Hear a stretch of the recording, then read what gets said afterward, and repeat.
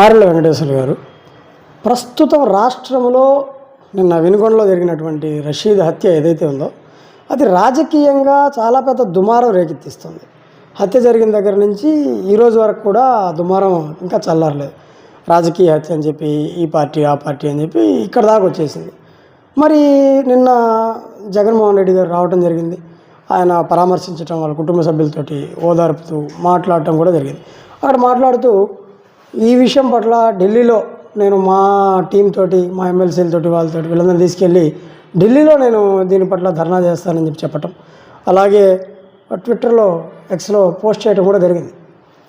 అంటే దీని పట్ల మీరు ఎలా స్పందిస్తారు అని ఢిల్లీలో ధర్నా చేయడం పట్ల? ముందుగా అందరికీ నమస్కారం. మీరు అన్నట్లుగా రషీద్ హత్య వాళ్ళ వ్యక్తిగతంగా జరిగిందని చెప్పి పక్క కాన్స్టిట్యున్సీలో ఉన్న నర్సరావుపేట ఎమ్మెల్యే, మాజీ ఎమ్మెల్యే గోపిరెడ్డి శ్రీనివాసరావు గారు కూడా ఈరోజు మీడియాలో మాట్లాడారు. కావాలంటే వాళ్ళు ఏంటంటే అధికార పార్టీ మీద బురద చల్లటానికి మాత్రమే జగన్మోహన్ రెడ్డి ఈ విధంగా ప్రవర్తిస్తూ ఉన్నారు. రెండోది, మీరు ఢిల్లీలో ధర్నా చేస్తామన్నారు అని చెప్పారు. అతను ముఖ్యమంత్రిగా ఉన్నప్పుడు, జగన్మోహన్ రెడ్డి ఆంధ్రప్రదేశ్ రాష్ట్ర ముఖ్యమంత్రిగా ఉన్నప్పుడు ఎమ్మెల్సీగా ఉన్న అనంతబాబు గారు కారు డ్రైవర్ను చంపి డోర్ డెలివరీ చేసిన ఘనత వైసీపీ ప్రభుత్వానికి. ఆ రోజు మరి ఢిల్లీలో ధర్నా చేయొచ్చు కదా, ఎందుకు చేయలేకపోయారు? ప్రముఖ డాక్టర్ సుధాకర్ గారు మాస్క్ అడిగినందుకు నడి రోడ్డు మీద పిచ్చివాణి చేసి హత్య చేసే విధంగా ప్రయత్నం జరిగింది రాష్ట్ర ప్రభుత్వం, ఆ రోజు రాష్ట్ర ప్రభుత్వం. మరి ఆ రోజు మీరు ధర్నా చేయొచ్చు కదా. తాడేపల్లికి కూతవేటు దూరంలో ఒక అమాయకురాలపై అత్యాచారం జరిగి చంపేస్తే మీరు ఢిల్లీలో ధర్నా చేశారా? అంటే ఏం చేయాలని? అందుకే ఈరోజు ఆంధ్ర రాష్ట్ర ప్రజలు మీరు ఈ రాష్ట్రంలో ఉంటే రాష్ట్రం సర్వనాశనం పోయిద్దనే ఉద్దేశంతో ప్రజలందరూ కూడా ఎన్డీఏ కూటమికి 164 సీట్లు ఇచ్చి 11 సీట్లకు మిమ్మల్ని పరిమితం చేసి ఆంధ్రప్రదేశ్లో తరిమేసే పరిస్థితి ఏర్పడింది. ఇక మీరు ఢిల్లీలో ధర్నా చేస్తే ఢిల్లీ వాళ్ళు కూడా మీ దరిద్రం మాకొద్దురా నాయన, మీరు ఢిల్లీ రావద్దు, దయచేసి ఆంధ్రప్రదేశ్ని సర్వనాశనం చేశారు, ఇక్కడ ఢిల్లీని ఏమి నాశనం చేస్తారు అనే పరిస్థితి ఏర్పడుతుంది రేపు. అంతకుమించి రెండో ఉద్దేశం అయితే ఏం లేదు. మరి పథకాల గురించి మాట్లాడితే గతంలో ఉన్న వైసీపీ ప్రభుత్వం వల్లే ప్రజలకు లబ్ధి చేకూరింది, మా వల్లే పథకాలు అందాయి, టీడీపీ ప్రభుత్వం వల్ల ఏమి అందలేదు, ఇంకా అందలేదనే విమర్శలు కొన్ని వినిపిస్తున్నాయి. వాళ్ళు జనరల్గా అంటున్నారు, మీరేమంటారు? ఇట్లా సరే, పథకాలు అందాయా అందలేదా అనేది ప్రజా తీర్పును మనందరం గౌరవించాల్సిందే. అన్నీ అందుంటే నిన్న ప్రజా తీర్పుకు జగన్మోహన్ రెడ్డి ఆగ్రహానికి గురయ్యాడు కదా. సరే, మేమంటారా, ఎన్నికల మేనిఫెస్టోలో ఇచ్చిన విధంగా మా ప్రీతం నేత నారా చంద్రబాబు నాయుడు గారు ప్రతి నియోజకవర్గంలో జూలై 1వ తేదీన ప్రతి గ్రామంలో సంబంధిత శాఖ అధికారులతోటి మాట ఇచ్చిన విధంగా 3,000 రూపాయలు పెంచిన 4,000 పెంచటము, ప్లస్ ఆ ఇచ్చిన తేదీ నుంచి 3 నెలలకు కూడా 3,000 కలిపి 7,000 రూపాయలు ఇచ్చిన ఘనత ఒక ప్రీతం నేత నారా చంద్రబాబు నాయుడు గారికి దక్కింది. అది సఫలాకృతం కూడా చేశాం. ఉదయం 6 నుంచి సాయంత్రం 6 లోపు 100% కూడా పంచడం జరిగింది. అదే మీరు ఎన్నికల టైంలో వాలంటీర్లను పక్కన పెట్టి ఉద్యోగస్తులతో పింఛన్లు పంచండి అని చెప్తే, ఎన్నికల కమిషన్ కూడా చెప్తే మీరు పంచలేక బ్యాంకులకు జమ చేసి ప్రజలను ఇబ్బంది పెట్టారు. అంటే ఏ కోణాన్ని చూసినా మీరు ప్రజలను ఇబ్బంది పెట్టే పరిస్థితే ఉంది. ఇక రెండోది, ఫస్ట్ వన్ మేము సక్సెస్ అయినాం, చేసాం.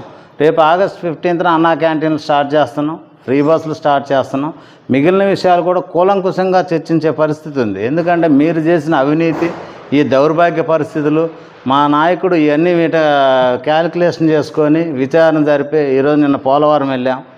రెండోది, అన్నీ ప్రతి ఒక్కదాని మీద కూడా వాటర్ విషయం కానీ ఏం జరుగుతుంది, ఈరోజు ప్రకాశం జిల్లాకు వాటర్ తక్కువైతే ఇమీడియట్లీగా వాళ్ళతో చర్చలు జరిపి మనకు మంచినీళ్ళు వచ్చే విధంగా ప్రయత్నం చేసి వాటర్ కూడా వదిలేయడం జరిగింది. కాబట్టి ప్రజల కోసం మేము చేసేటప్పుడు 10 రోజులు అటు ఇటుగా, మేము ఎక్కి నెల 15 రోజులు అయింది.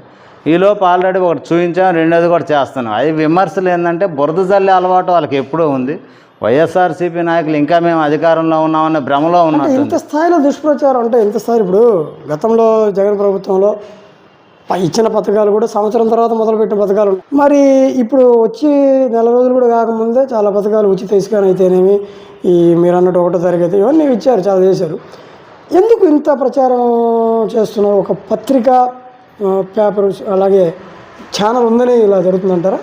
నేను చెప్పేది అదేనండి, వైఎస్ఆర్సీపీ ప్రభుత్వానికి బురద జల్లే విధానం ఎక్కువగా ఉంటుంది. పని చేయకపోయినా ఎదుటి మంది మీద ఏదో ఒక విధంగా బురద జల్లు అనేది వాళ్ళు సక్సెస్ అవుతుంటారు ఆ విషయాల్లో.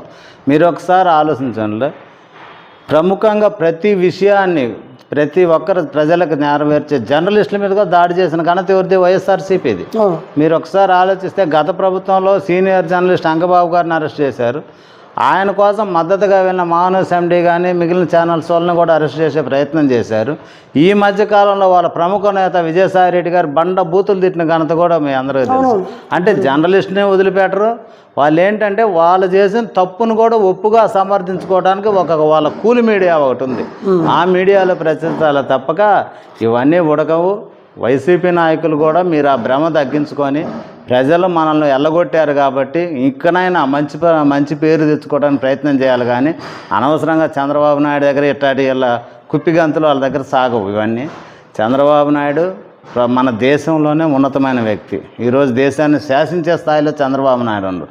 మీరు అలా ఒంగొంగి దండం పెట్టే స్థాయిలో మా నాయకుడు లేడు. కాబట్టి ఒకసారి అవాకులు చవాకులు పేల్చకుండా సైలెంట్గా ఉంటే మంచిదని నేను రాష్ట్రంలో వైఎస్ఆర్సీపీ నాయకులను హెచ్చరిస్తూ ఉన్నాను. ఓకే.